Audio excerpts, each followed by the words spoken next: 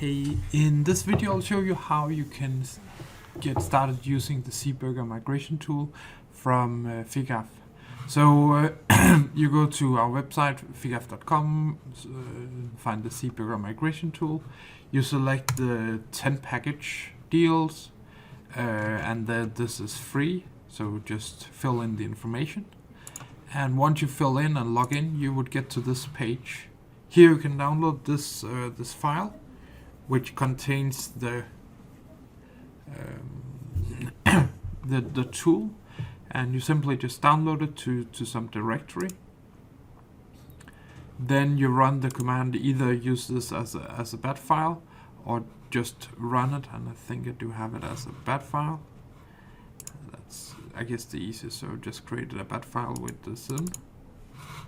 And I simply just start it up, and you can see it starting up the application with all the different components we have built into it.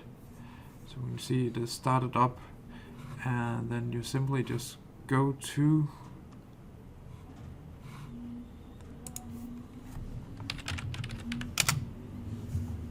localhost 8080, and then the first thing we want to create some licenses for you. So you would click on license, and you'd find the 10 mappings that you want to do licensing for.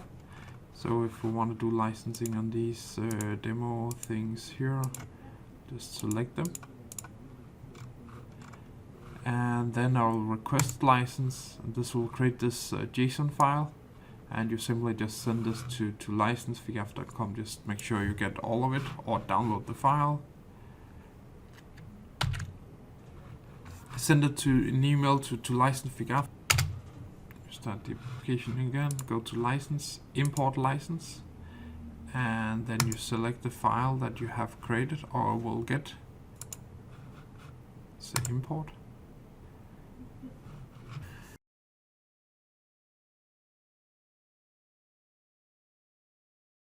So now we're installed our license. We have this mapping.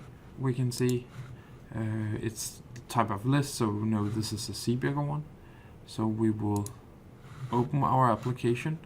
Let's just start it over. You may have to start over the application a few times. We will set the B2B component. We will check this ADV.